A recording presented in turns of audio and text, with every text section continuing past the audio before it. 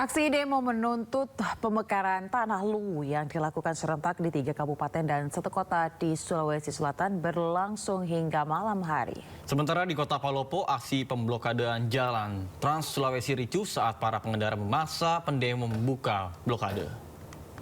Perjuangan ini adalah untuk memperjuangkan Pancasila, Pak. Gila kali, Pak. Bapak jangan perjuangkan diri sendiri. 1.200 rakyat lu menderita. Aksi demo menuntut pemekaran tanah luwu yang digelar di Palopo, Sulawesi Selatan berujung ricuh. Kericuhan bermula saat para pengendara memaksa mahasiswa membuka blokade jalan. Akibatnya terjadi adu mulut hingga saling dorong. Pertikaian berhenti setelah petugas menenangkan kedua kelompok. Dalam tuntutannya, para mahasiswa yang memblokade Trans Sulawesi ini mendesak Presiden Prabowo Subianto mengambil langkah diskresi untuk pembentukan Kabupaten Luwu Tengah dan Provinsi Luwu Raya. Aksi demo menuntut pemekaran tanah luwu ini dilakukan serentak di 3 kabupaten dan 1 kota di Sulawesi Selatan. Para mahasiswa mengancam akan terus melakukan aksi demo hingga tuntutan mereka segera direalisasikan. Dari Palopo, Sulawesi Selatan, Nasruddin Rubak, Ainis melaporkan. Polda Bali membongkar sindikat judi online jaringan luar negeri yang beroperasi di Bali dengan omset miliaran rupiah per bulan. Ya, puluhan pelaku warga negara India ditangkap.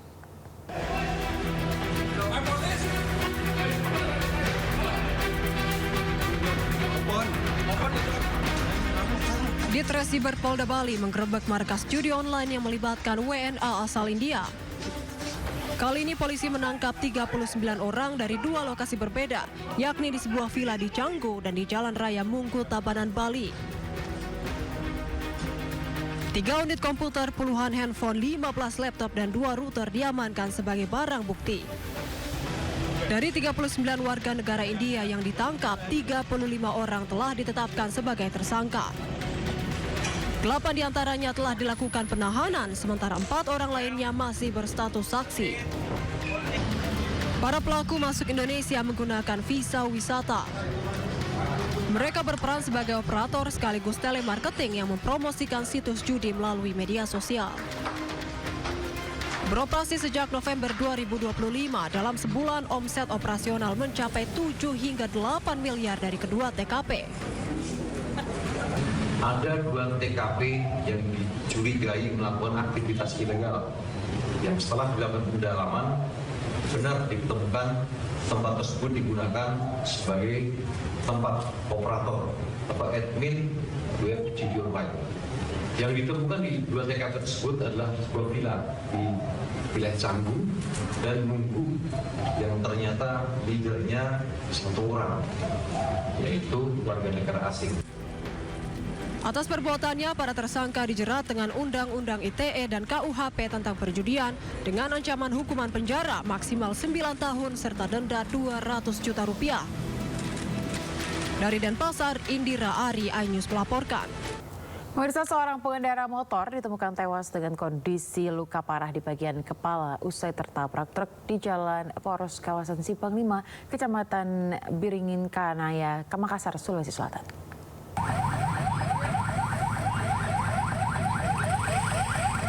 Seorang pengendara sepeda motor ditemukan tewas dengan kondisi luka parah di bagian kepala usai terlindas ban truk di Jalan Poros kawasan Simpang 5, Kecamatan Biringkanaya, Makassar, Sulawesi Selatan.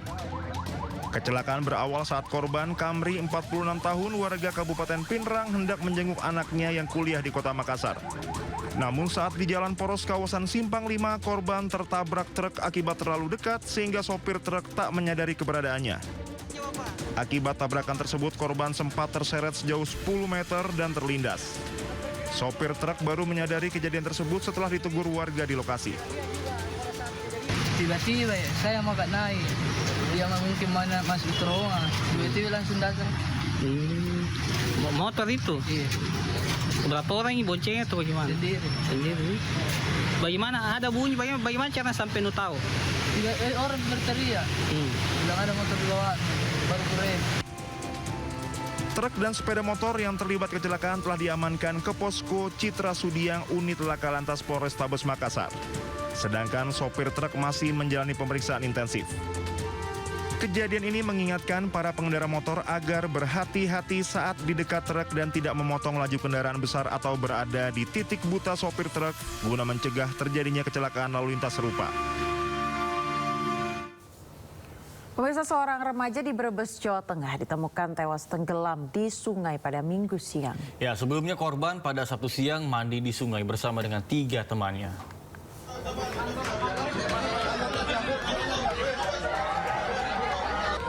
Tangis keluarga Denny Arya Lembayung pecah saat jasad remaja berumur 14 tahun itu tiba di rumah duka. Denny ditemukan tenggelam di Sungai Mayah, Desa Pejagan, Kecamatan Tanjung, Kabupaten Brebes. Peristiwa bermula pada Sabtu siang ketika seorang warga melihat korban sedang mandi di sungai bersama 3 temannya. Namun karena tidak bisa berenang, korban hanyut terbawa arus. Pencarian dilakukan oleh tim gabungan TNI Polri, Basarnas Cilacap, dan BPBD Kabupaten Brebes. Sebelumnya korban dinyatakan tenggelam pada hari Sabtu, tanggal 7 Februari 2026. Korban sedang mandi bersama 3 rekannya. Kemudian setelah korban tenggelam, dia melaporkan ke pihak BPBD Brebes, kemudian dilanjut ke pihak Basarnas. Korban ditemukan sejauh 1,5 km dari titik awal korban tenggelam, tepatnya di Desa Karakahan, Kecamatan Tanjung. Dari Tegal, Jawa Tengah, Yunibar iNews melaporkan. Viral aksi juru parkir liar alias Pak Ogah lakukan pungutan liar ke pengendara yang hendak memotong jalan ke kawasan wisata Kota Tua Taman Sari, Jakarta Barat. Ya, para pelaku sengaja membongkar beton pembatas jalan saat kondisi lalu lintas sedang macet. Bisnis apa lagi nih? Jakarta. Oh. Keras Jakarta. Yang gini-gini yang namanya Jakarta keras tuh begini. Video amatir merekam aksi 2 orang Pak Ogah melakukan pungli ke sejumlah pengendara sepeda motor yang hendak memotong jalan dari Jalan Kunir Taman Sari menuju kawasan wisata Kota Tua. Pengendara yang melintas diminta uang agar bisa lewat. Petugas gabungan dari Satpol PP dan Disub Kecamatan Taman Sari melakukan pengecekan beton pembatas yang sempat dibongkar oleh Pak Ogah. Pak Ogah ini kerap kucing-kucingan dengan petugas yang sedang berjaga. Mereka memanfaatkan kondisi arus lalu lintas yang macet, terutama pada akhir pekan dengan membongkar beton pembatas. Jadi Pak Ogah yang viral di kawasan Kota Tua, memang mereka itu memanfaatkan situasi yang ada. Ketika jalanan macet, mereka buka MCB yang ada untuk kendaraan yang lewat bisa lewat dari lintasan itu. Beton pembatas di sepanjang Jalan Kunir sengaja dipasang guna pengaturan kendaraan yang melintas di kawasan wisata Kota Tua.